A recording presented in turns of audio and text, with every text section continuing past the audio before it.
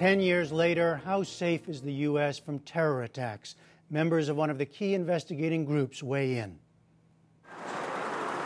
3 years after the terror attacks on New York and Washington, the 9/11 Commission issued a report that looked back with a dramatic recounting of events leading up to that tragic day and projected forward with recommendations to prevent future attacks. Every expert with whom we spoke told us an attack of even greater magnitude is now possible and even probable. We do not have the luxury of time. We must prepare and we must act. The 500-page report instantly became a bestseller. It included 41 recommendations for federal, state, and local governments and agencies. Among them, the creation of a Director of National Intelligence to coordinate intelligence gathering as well as foreign and domestic operations, consolidated congressional oversight of homeland security and intelligence, and streamlined communication between first responders in different states and federal agencies. Today, a group working under the auspices of the Bipartisan Policy Center and including many of the original 9/11 Commission members presented a report card on national preparedness 10 years after the attacks. Overall, the group found our country is undoubtedly safer and more secure than it was a decade ago, but we failed to achieve the security we could or should have. In all, the report said that government at all levels failed to meet 9 of the original 9/11 Commission's 41 recommendations. The two chairmen of the 9/11 Commission were part of the group that presented today's 10th anniversary report card, and they're with us now. Former New Jersey Governor Tom Kean and former Indiana Representative Lee Hamilton. Welcome to both of you. First, the good news. You cite many improvements that since the Commission report that you say has made the country safer. Governor, what's the most important change that you've seen that has made us safer, you think? Oh, probably that the intelligence community is talking to each other more. As simple as that, almost. As simple as that. You know, we had a lot of terrorists in 9/11 who might have been caught very easily, except the FBI didn't share information with the CIA and vice versa. And we have 17 intelligence agencies, and they were all stovepipes. So they talked to each other. They didn't talk to each other, rather. They just talked within the agencies. Now, there's mechanisms now set up under our legislation that almost forces them to talk to each other, and that's a great improvement. Does that sound right to you, like as the key change? Do you see others? No doubt about it. The principal recommendation of the Commission was that we had to do a much better job of sharing information. We've made a lot of progress there, and information today is shared much, much better than it was prior to 9/11. Not yet where it ought to be, not yet seamless, but better. Well, let's talk about that, because this office of the Director of National Intelligence was created. But you say in this report today, it is still not clear that the DNI is the driving force for intelligence community integration that we had envisioned. You want to start with that? What problem do you see remaining? It's the problem of the authority of the Director of National Intelligence. He's dealing with a lot of agencies. He's dealing with some very powerful players, CIA Director, Secretary of Defense, and others. And he needs authority on budget and on personnel across the intelligence community. Now, that's very hard to do unless he has statutory authority, which is a little ambiguous today, and the backing of the President. So I think it's a question of the DNI's authority. Having said that, in the end it comes down to personalities, and the DNI has to be very diplomatic, because he is dealing with big players who, if they don't like his decision, will go right to the President. But it's interesting. I mean, you're both saying that they're talking to each other more. Yes. But this new position isn't quite as coordinated or authoritative as you hoped. Well, they weakened the legislation that we recommended a bit when I passed it in Congress, so it's a little unclear. And we said at the time, Lee in particular said, you know, this is all going to depend on the President, because if the President gives the guy the authority, then it's going to work. But there have been 4 DNIs in 6 years. We hoped there would be a long-term person with the faith of the President who would really coordinate the intelligence operation, and it hasn't quite been that way. All right, now another area, and of course one of the places where average Americans feel the changes most is at the airport, right, and with airport security. Today's report, here's another quote, it says, the aviation screening system still falls short in critical ways with respect to detection. What problem do you see there? Well, the idea is to detect bombs. Even with what we all go through, it doesn't detect the latest kind of bombs that terrorists could build. So the technology of bomb making has gotten ahead of the technology of detection.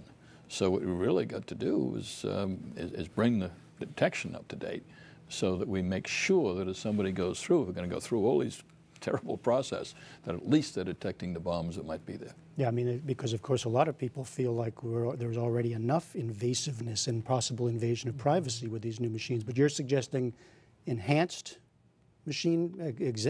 technology? Yes, indeed. This is not a new problem.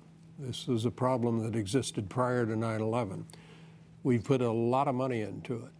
The private sector has worked hard on it, but we are not yet at the point where you can detect these explosives that can be hidden on the body or in the body, and we must get to that point. The detection we have today is good. It detects a lot of things, but it does not detect these explosives. And until we get to that point, there's a risk, and it can be a high risk, because the terrorists are very good at identifying our vulnerabilities. One of the loudest lines here in today's report that jumped out at me was about emergency response. It's unity of command, you refer. And the line is, a decade after 9/11, the nation is not yet prepared for a truly catastrophic disaster. This goes to first responders communicating with each other. Why hasn't that gotten better?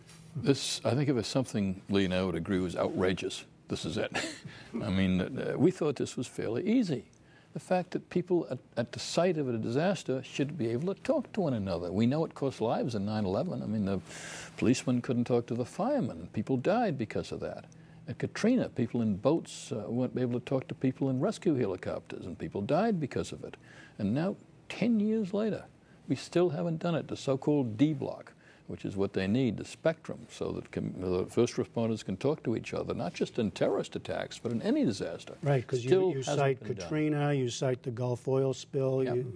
Do you have an explanation for why that hasn't gotten better? Well, the radio spectrum is very valuable property, very valuable property. And so whenever you're allocating part of that spectrum, you're talking about big dollars. What we're recommending is a part of that spectrum be given to public officials. And of course, there are a lot of people who see that as an intrusion on their property rights or something they should have rights to. The debate really now is, do you allocate part of this spectrum directly to the first responders? That's what we favor. Or do you allocate it to the private sector and then let them work it out?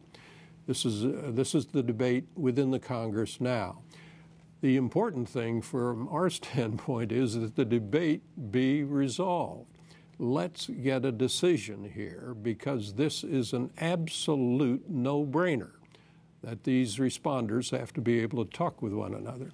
And it is a source, as Tom has suggested, of enormous frustration to us that we aren't there yet. You know, there's a lot more here that we can walk through, but when you cite these failures to implement things that to you seem very obvious, you both spend a lot of time in politics. Now, when you look at it, is it a failure of will? Is it a failure of money? Is it a failure of politics? A failure to understand the gravity of the risk? What do you think? Well, depending on the recommendation, I'll give you maybe a different answer. In some cases, it may be money. Other cases, it's politics. We are calling desperately for congressional reform because they're still dysfunctional in their oversight of the intelligence operation. Dysfunctional is a word that's being used a lot here in Washington these days. Well, dysfunctional came from members of the Senate Intelligence Committee. It didn't come from us. And that can't be, because they're the only people. Intelligence is secret. You can't find out about it. If they're not doing it, nobody's doing it. Look, our argument is that this is so important to the lives of people.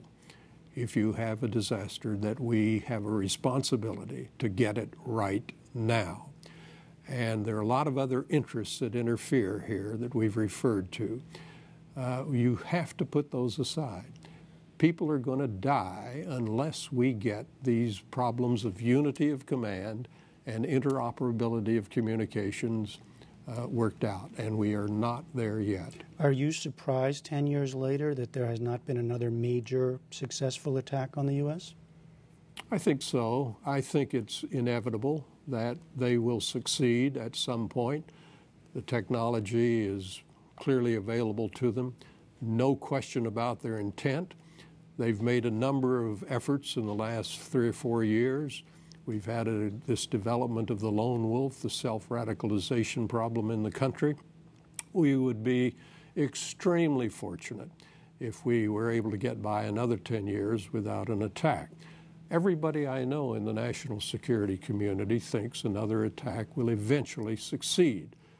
Then the problem becomes our resilience, our ability to bounce back and not let it take over our lives.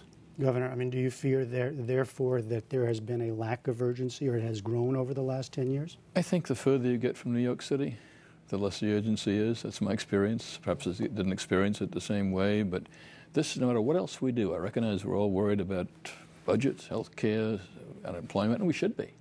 But this is something we can't ignore. The first responsibility of government is to defend its citizens. If we're not doing that properly, we can't do anything well. So bottom line here is safer, but still much more to do. That's correct. All right, Governor Tom Kean, Representative Lee Hamilton. Thank you both very much. Thank you.